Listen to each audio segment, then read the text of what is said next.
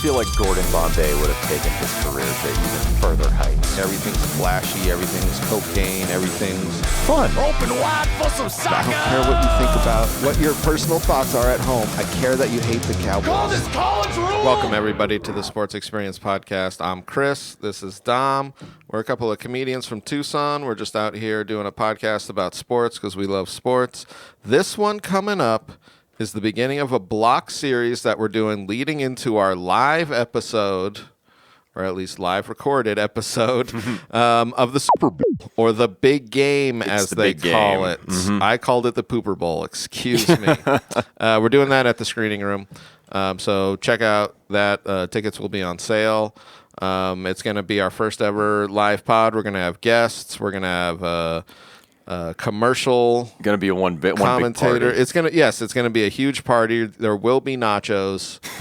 That's all I have to say about Potentially nachos. in helmets, but We're going to have to get extra helmets. That's the problem is where do you get cheese helmets? Everywhere. This one starting off, though, I really like it because we're starting right in the wild card, beginning of the playoffs, 2002.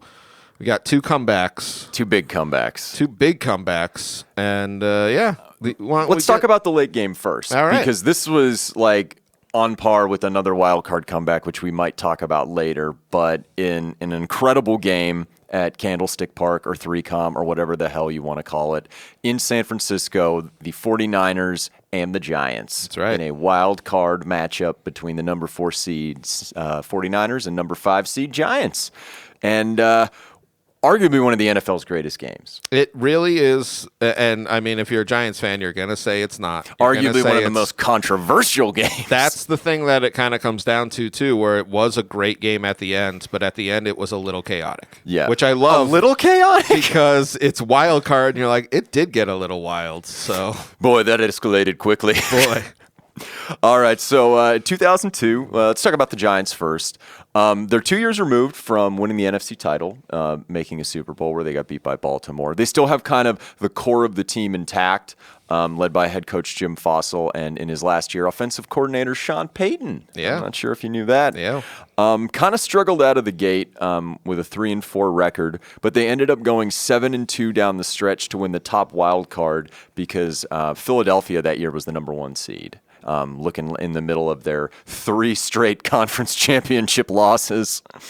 Giants and 49ers actually played earlier in the season. Oh, yeah. They played the opening weekend and the opening game of the entire 2002 season. They lost 16-13 in New York, or New Jersey, where they played, the New Jersey Giants. Quarterback was Kerry Collins, who was a savvy vet. He played forever, Kerry Collins, probably 15, 16 I was going to years say, in the league. he was one of those quarterbacks that literally played for too long, if you Yeah. will. Oh, yeah. No. Towards the end, it was bad. Yes. But this is kind of in the prime of his career, kind of the tail end. Over 4,000 yards passing, 19 touchdowns. Their best player on offense, though, was Tiki Barber. Yes. Yes. Who was a Hall of Very good player when all was said and done. If he had played maybe a couple more seasons and not retired, maybe he could have been a Hall of Famer. But that season, he had almost 1,400 rush yards and 11 rushing touchdowns, 69 receptions, and almost 600 yards. So he had almost 2,000 all-purpose from the line of scrimmage. So, and he was their huge offensive outlet. So that's what we see coming up into this game is. Yeah. It's the Tiki Barber show, but they have 2 very important pieces as pass catchers. Amani Toomer comes into his own. I think he's in his 6th or 7th year. But Ike Hilliard, their other receiver, is hurt during this regular season. And Toomer leads the team with 82 catches and over 1,300 receiving yards and 8 touchdowns. But they have a rookie in this year at tight end. A very fantastic flashy, rookie. A flashy. A long-haired rookie. You know what? He's one of those long hairs. I'll tell you what. He wouldn't make it on the Yankees. That's Wouldn't make it on the Yankees, but he made it at this university, if you know what I'm talking about, which makes him kind of a badass. Well, Jeremy Shockey, everybody. you got Shockey up there and All-Pro this year. And their backup tight end, Shockey had, I must mention, though, almost 900 receiving yards that season. And their backup tight end is Motor City Dan Campbell of the Lions. He was biting some kneecaps as their backup tight end. Man. Where they really kind of have issues, though, is on special teams. Matt Bryant is a solid kicker, much like Kerry Collins. He was in the league forever with New York and then later Atlanta. But their punter, Matt Allen, averaged less than 37 yards a punt this season. Well, if you see how important, because you almost don't even think about special teams until it's like glaringly a problem. Until and it is someone such a problem for the Giants. Holds the laces in and assumes the name of a missing hiker. Defensively, they were really good, though. They were third ranked in points allowed, led up front by Michael Strahan, who my sister affectionately referred to as a gap-toothed bitch. Oh, nice. He made the Pro Bowl with 11 sacks. Kenny Holmes on the other end had 8 sacks. Good, solid linebackers as far as flowing to the ball, and Michael Barrow, who led the team in tackles, Brandon Short, as well as Dahani Jones, who we'll talk about in this game. Secondary, you have Will Allen, then Omar Stoutmeyer and Sean Williams at safety. Sean Williams, also we'll talk about in this game. And the Great White Buffalo and Jason Sehorn, the last white cornerback in the NFL, is on this team. Yes. And still playing at a very high level. But I feel like we see this team kind of have this ground and pound and really good defense, kind of like that's their identity when we look at it with, you know what I mean, with Tiki, and this is really just a good defense. They had a really solid offensive line, guys like Mike Rosenthal, Rich Seibert, Luke Pettigout, Jason Whittle, and Chris Bober up front in the trenches. And yeah, it was all based around Barber, because not only could he hurt you running the ball, he could also catch it, which, you know, does a lot to help your weapons off of play action like Toomer and Jeremy Shockey. Yes. So they're 10-6, rolling into this game against the 49ers, who in 2002 win a division, win the NFC West. Not necessarily because they're a great team, but because everyone in that division had a bad season. I was going to say, because they really didn't have a lot of NFC West, excuse me. Weapons. They have Garcia at quarterback. They have Garcia made the Pro Bowl that year. He had over 3,000 yards passing, 21 touchdowns, 353 rushing yards, which I would say is pretty good for a guy who started in the CFL to begin his career. At running back, they have a two-headed monster with Kevin Barlow and our guy we did an episode on. Check that out. Garrison Hurst, who is back off of a horrendous foot injury. This is why he's kind of doing split time, where he's coming off a horrible injury. A bone in his foot died. It died. And then we got another man who we're going to be talking about. Man. This is, say what you will about this guy, but if he's one of the top 5 wide receivers in NFL history. Oh, absolutely. And this is when he's in the absolute prime of his career. Who we got, Chris? We got Terrell Owens, who just might be a little bit too hot-headed for his. And this is the thing that you hear if you rewatch this game, the announcers are just like, one of these guys needs to keep their cool, and they're just like, nah, it's not going to happen. Nope. That year, Owens had 100 grabs for 1,300 yards and 13 TDs. They also had Ty Streets in the mix with 756 yards and 5 TDs as their number 2. And then J.J. Stokes, who was a huge draft bust, and Cedric Wilson combined for 47 catches, 498 yards, and 2 TDs. It's their typical 49ers West Coast offense, and you're trying to feed it to 81 and TO on every single play. Yeah. Or at least he's always the first option. You know? Yeah, that's just kind of the way this is laid out. Why wouldn't you? Yeah, seriously. Why wouldn't the man in that era was a freak? He was like 6'4", 220 pounds, and could run like a gazelle. And I was gonna say he was so fast. You're like, oh, you're not doubling down on him today? Here we go. Defense rather average this year, only 18th in points a game allowed. Their big star along the defensive line was Bryant Young, as well as what's his name? Andre Carter had 12.5 sacks. He was a pretty good college player also for Cal. Julian Peterson was a stud linebacker for them, 96 tackles, 7 passes defended and a pick. He was like their pass coverage linebacker.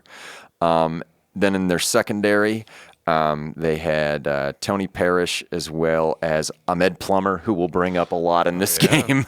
Poor Ahmed Plummer. And one of their linebackers, Jeff Ulbrich, former Hawaii Rainbow. Hell yeah. But they finished the season also 10-6. And this is an interesting playoff rivalry. I don't know if you read anything about it, but these teams have met before in some big games. Yes. Possibly a big game we might talk about, not necessarily to spoil it, but when the Niners were going for a three-peat in 1990, the Giants strolled in with a backup quarterback into San Francisco and won on field goals. Just field goals. Just field goals.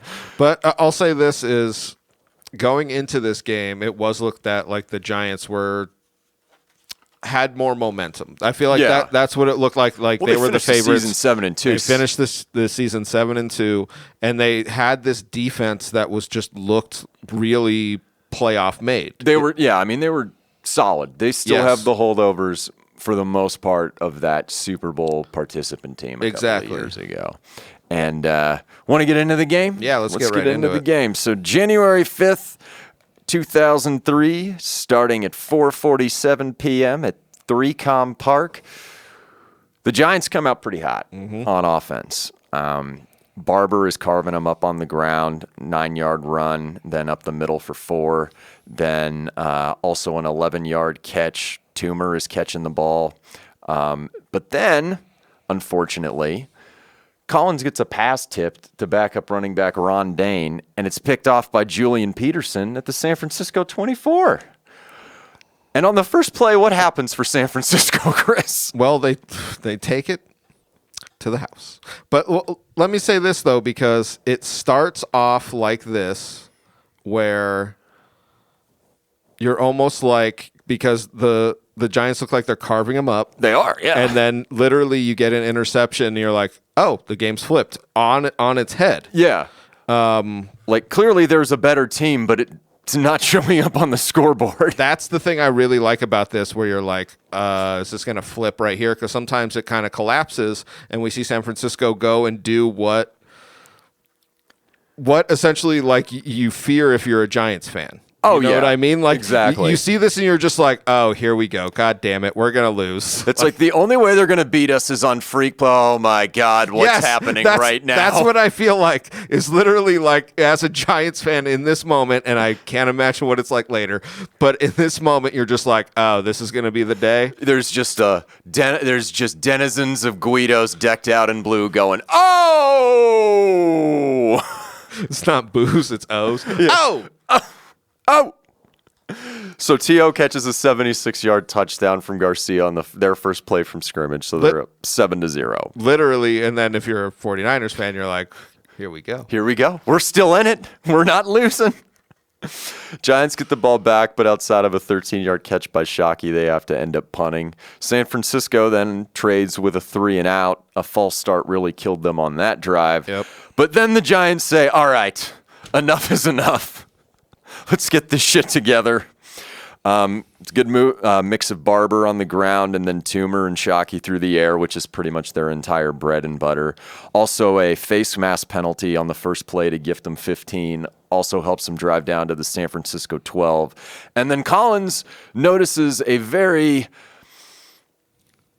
important matchup between Amani Toomer and Ahmed Plummer. He sees the matchup between those two players and says, my best guy can beat their best guy whenever the hell he wants to, and I'm going to keep feeding him until something awful happens. And that's what this next, they say it, the announcers are just like, I feel so bad for, like, you're just like, no, yeah, I get it, because they're right. They should have doubled down earlier or done something else, because mix up your coverages or something, or at least bracket. But they left him one-on-one, and Collins dropped a nice little pass to him for a touchdown from 12 yards out.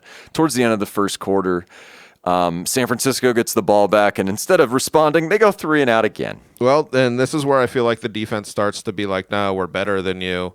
We're going to show you that was a freak play, and you're just kind of like, okay, this is calming down. And sometimes it gets kind of a little wild card. Check it out. It's like T.O. beats us. He beats everybody. Yes, but not again. That's going to happen. Yeah. Yes. The Giants get the ball back, and on the first play, and to start the second quarter, Barber has a 29-yard run. Then there's a 27-yard pass to Shockey, which gets the ball down to the San Francisco 1-yard line. And instead of running it with Barber, they mix it up. Collins throws a nice little fade on 2nd and goal to Shockey to put him up 14-7. And it's one of those that he just had to put it up into the air, and Shockey was just that much bigger. You see that a lot now with tight ends. Before you were really only seeing it with Tony Gonzalez, but that's like nowadays. Now it's standard. You're like, can you get up to the 6'7" guy?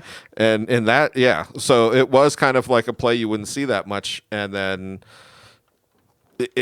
it's almost like it's set up for later when we see it with Shockley. God, that's the play of the game, which we'll get into. Yep. San Francisco gets the ball back, but to their credit, they fight back to show like, hey, we're still in this game. Owens has 2 catches for 21 yards on the drive. Streets has a huge 25-yard catch. Oh, yeah. That was a big one to get the ball to the Giants' 32. They end up setting themselves up at 3rd and goal at the Giants 1, and Barlow busts in on a very tough run near the goal line. They actually called him down, but it went to the booth. Yeah. So they end up tying the game at 14, and the Giants get the ball back, and they say, well, here we go. With just under 7 minutes to go in the half, they end up having to punt from their own 35, which their drive was stopped. But on the Allen punt, Cedric Wilson muffs it inside the 10. Yep.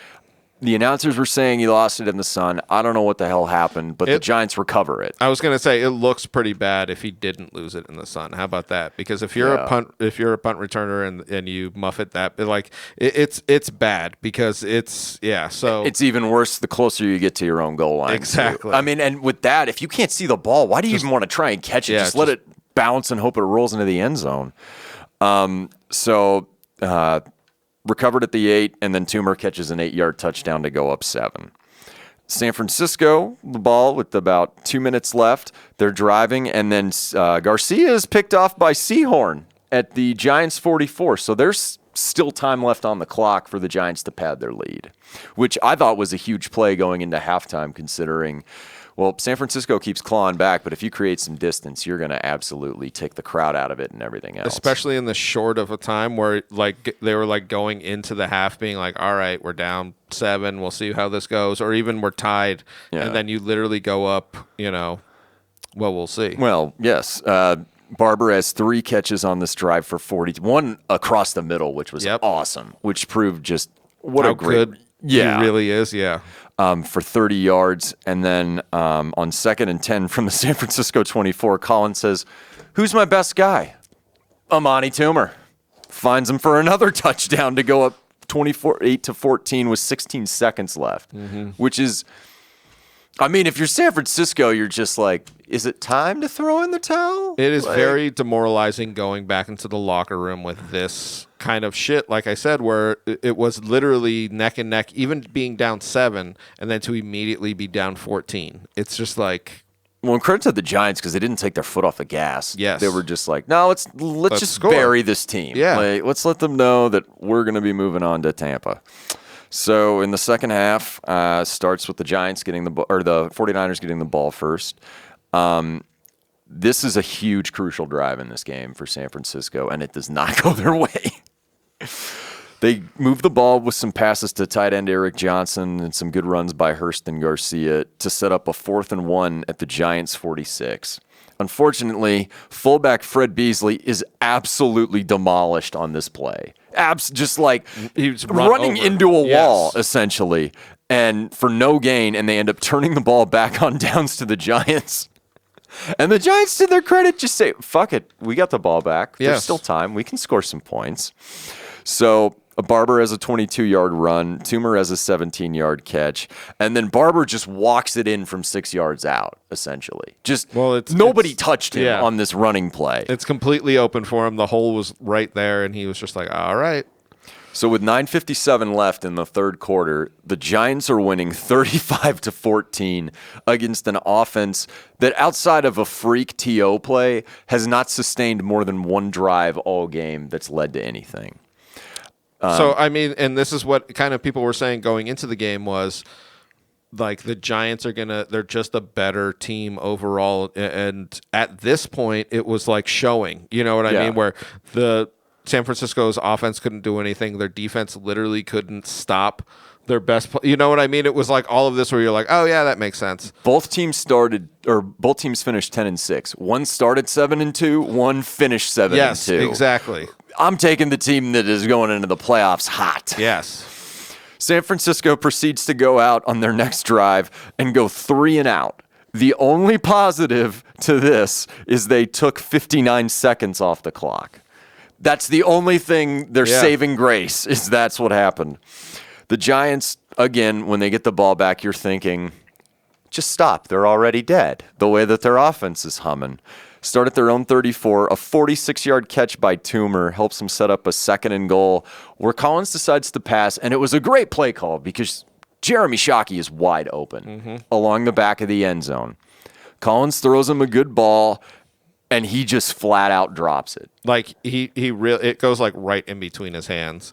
And in this moment, the announcers are like, Shockley really wanted that second touchdown. Yeah. Like they weren't even thinking of like, they need it for the game because they're going to. It was stat padding. It was stat padding. Aikman, Buck, and Collinsworth were like, oh, man, this is getting out of hand. But, man, it would have been nice to see him catch that ball. That's literally what their response was. And it was just like, okay. All right. We'll see. We'll see what happens. And then on 3rd and goal, he makes an incredible catch, like one that was so much more difficult in the end zone, but he was out of bounds. Yep. So they have to settle for a field goal, which they make. Matt Bryant makes a 21-yard field goal to put them up 38-14 with 4:30 left in the third quarter. So in 19 and a half minutes, San Francisco has to score 24 points just to tie. For some perspective, you need to score 3 touchdowns and have 3 successful 2-point conversions in that amount of time, just to tie, with the other team having the ball to send it to overtime. So San Francisco gets the ball back. They go with a quick game to Johnson on a 12-yard catch. Streets for 11, Owens for 12, and then Owens ends up getting a 26-yard touchdown catch to finish the drive. It only took 2:20 off the clock. I was just going to say, I remember this drive because of how quick it was, because right after this field goal, you're like, oh, yeah, it's done and buried. And then they score in like 2:30, and you're just like, we're still in the third quarter, yeah. We're still in the third, and there's 1 touchdown down. Yeah, and they end up getting the 2-point conversion. The funny thing about the 2-point conversion is T.O. is celebrating after the 2-point conversion, and Strahan runs over to him and starts pointing at the scoreboard. Yep. But you took 2:20 off the clock and you're down 16. Maybe something can break your way, right? Maybe something can end up breaking your way. Well, this is exactly how they need it to happen. Yeah. So the Giants get the ball.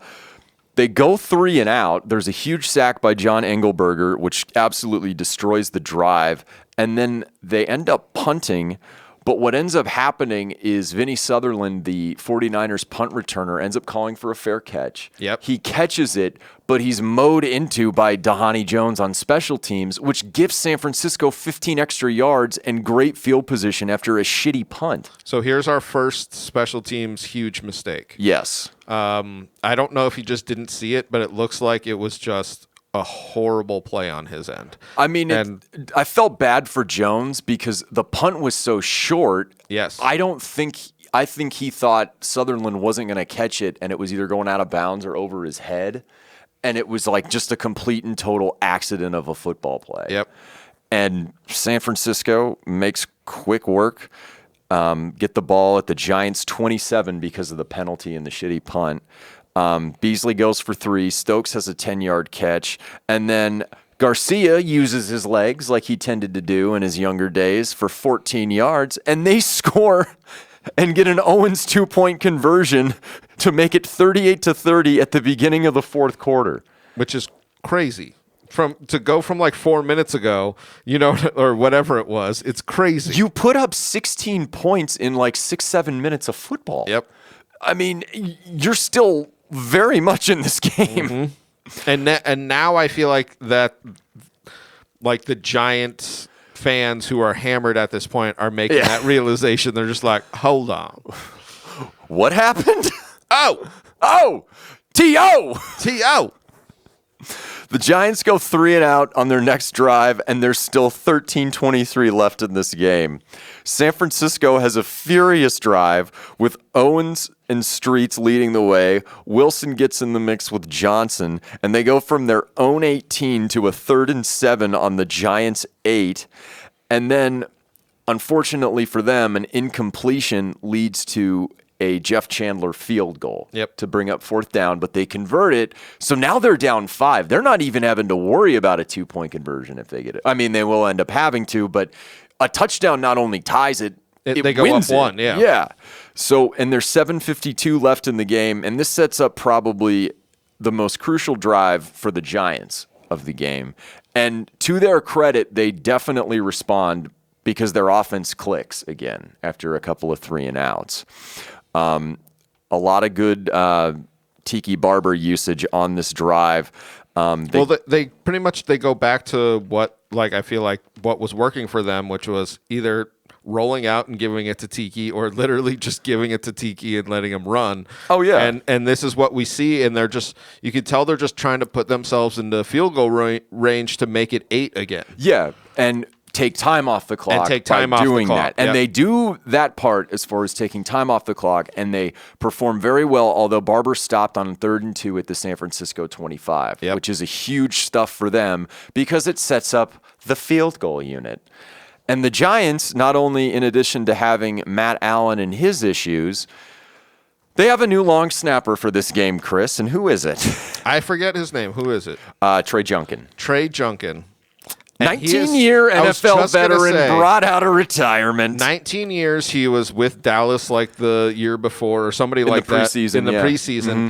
And so he was one of the best long snappers in the game during his career. That's the thing that sucks about this, to have it be the Super Bowl time. And this is glaringly how important a long snapper is. That's the thing that I think some people don't realize, because he literally has one job in long snapping. He has done it for 20 years. The best long snappers, you know who they are? The guys you don't know their names. I was just going to say, yes. It's the opposite of cheers is long snapping. You want to go where nobody knows your name. So they have a field goal that's not necessarily a chip, but it's 42 definitely yards. It's definitely a good, yeah. And it's a horrible snap. Allen can't put it down. Bryant shanks it, goes into the Miami Police Department. I'm just joking, but he misses the kick, 42 yards with 3:06 on the clock, which is in the NFL in a freaking eternity. It's a freaking eternity. It really is. NFL. It's almost like a quarter. Yeah. That time and the 4th. I mean, especially with timeouts and a hurry-up offense. Yep. San Francisco gets the ball, 25-yard catch by Johnson, where he was left all alone on that play. They end up getting down to the Giants' 25 because they have that cake field position from the missed field goal. A 12-yard run by Garcia gets him down to the Giants' 13. And on the next play, touchdown to Ty Streets. The place is going absolutely insane. And I just want to point this out because Garcia had 2 runs in this game that really turned. They were really important. And then this one to Streets where you were like, oh, this is why Garcia was like a pro. You know what I mean? He was a good quarterback for a block of time, I would say. Not a world beater, but very good. Yes. And then we get a little, shit going on. We get some action. T.O. has been jawing all game, as he did every game of his NFL career. On the 2-point conversion attempt, the pass is intercepted, but in those days, you couldn't. Well, hold on. After the touchdown, he starts getting into it with Sean Williams. He gets into it with Sean Williams. He starts taunting him, and then Williams snaps on him and starts going after him. If Williams didn't do that, San Francisco would not have had. They would have had 2 options: either take the 2-point conversion from their 17, or be backed up 15 yards on the kickoff. And all the Giants would need, even if they converted the 2-pointer from the 2 and not taking that penalty, they would have easily drove into field goal range with that field position. So Williams snapping, if he had just walked away, they would have called it on T.O. because they did. They called the penalty on him. But the offsetting penalties really screwed the Giants. Yeah. And on the very next play, also some offsetting penalties really screw the Giants because... So, like you were saying, the pass is picked. He's obviously... Oh, the pass is picked, so the play's dead. The play is dead, so the guy's running. Most of these guys, in college and now in the NFL, you can actually return it for 2 points off of that. Unfortunately, I think Jeremy Newberry and T.O. start getting into a fracas with Giants players, including Williams, who is tossed for this one. Well, we see them going to the sidelines, and Owens just hits him going out after the they're calling, and he's already out of Such a bounds. dick move. And Williams comes up, and then Williams, I think, actually hits. Yeah, he tries to cold cock somebody. Yes, and that's when they kick him out of the game. And then there's 2 more offsetting penalties where if Williams had just stayed and just not done anything on either one of these, like you were saying, the Giants would have been in such easy field position. So not even just for a field goal, they probably could have drove it into the red zone and had it like a chip, you know? Think about it like this. Bryant made all of his extra points, and he made that 21-yard field goal, which was essentially an extra point. If you're kicking an inside 35-yard field goal, even with your special teams issues, that's okay. Yes. That's, you feel at least a little bit more comfortable about it. Luckily for the Giants, Devin Joyce, their kick returner, gets the ball to about midfield on the return on a really great play. It's a great return. There's 2 passes to Ron Dixon, then 2 to Toomer, which end up getting the ball down to the San Francisco 23, which is like a 41-yard field goal. So you think there's, I think, 6 seconds left. So this is the game. And you think 39-38. This is 39-38. San Francisco's up. And you really think just the way they drove it down, you're like, okay, they're not going to mess up at least we're going to get a shot at it. Do you know what I mean? Exactly. That's the mentality. And well, Chris, you explain what happens. Son of a bitch. I thought it was an interesting commentary about the holder, but so the long snapper. Yes, talk about this because this is very important because this field goal is not run on 4th down like regular field goals. Yes. They are running it, I think, on 3rd down. Yes. And get into it. So miss snap again. Instead of spiking the ball, which is kind of normal, which is why they do it on a 3rd, because it'll give you another opportunity from 7 yards back.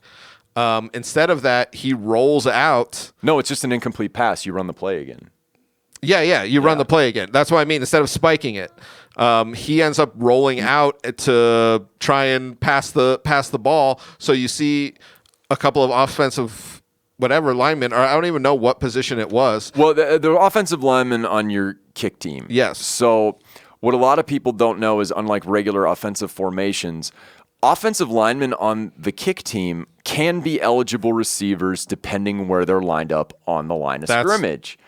And some of them are drifting downfield, but it's the eligible ones who are drifting downfield. Now, watching a punter try and throw a football, sorry, Matt Allen, is kind of hilarious, but if you're a fan of that team, you're like, dear God, what are you doing? So he just kind of chucks one up. It looks like I threw it, or Dom threw it, or even Ty threw it. And Julian Peterson on the 49ers is getting back there because the ball is actually floating to some of these wandering linemen, including Rich Seibert. It's like Rookie of the Year. Just float it. This one's for mommy. So he floats it up there. Peterson has his back turned, doesn't know where the ball is, and pulls Seibert down as he's attempting to make. Who knows if he would have made the catch? Yep. It actually would have been detrimental to the Giants if he made the catch because he would have been scored. Down. Yeah. But that's not what it was. What it was pass interference. It was pass interference. By the letter of the law in the NFL, that is pass interference because Peterson all but mugged an eligible receiver down the field. Unfortunately, the bad snap by Junkin, the horrible pass by Allen, the referees get together and see a guy with the number, I think Seibert was 69. Mm-hmm. I'm not trying to make a joke or anything. They see a guy with that number and all the guys wandering downfield without actually confirming. And I don't know why they didn't replay that. I guess you can't replay pass interference, but they just said ineligible man downfield and threw a flag. And since games can end on offensive penalties, time ran out and the Giants lost. Well, I'll tell you what's crazy is, and this is what I feel like, this should be the game of offsetting penalties. Yep. And this is the one that really screwed the Giants over because they all really screwed the Giants over. But this one, where he was an eligible receiver and they threw it as he was ineligible, they would have gotten a pass interference with what I think they put 5 seconds back on the clock or something like that. Pass interference is a spot. No, what they would do is run an untimed down. An untimed down for defensive penalties. Yes. So And since PI is a spot foul, they're kicking an extra point with no time left on the clock. Exactly. And granted, the snap could have been botched again. We don't know. But they basically stole it away, and the NFL had to apologize after the 49ers won. Yep. And then there's nothing they could do at that point. there was nothing they could do because the game was just played. A missed call altogether. It was a bad call. Granted, if you're the Giants, maybe you should look back at losing a 22-point lead with basically about 19, 20 minutes left. Well, the thing that they go back to is the Shockley miscatch and the catch that was better, but he didn't get both feet in. Yeah. And they were saying that where in that time they're like, dang. But looking back, they're like, that would have closed the game out. San Francisco wouldn't have been able to score 42 points. That's what I mean. Yeah. That's the thing that you look back and you were like, there's no taking the no off lead of is the gas. safe. Yeah, lead is safe. Running up the score is not a concept, particularly after the Patriots-Falcons Super Bowl. Yep. You sweep the leg, Cobra Kai till I die.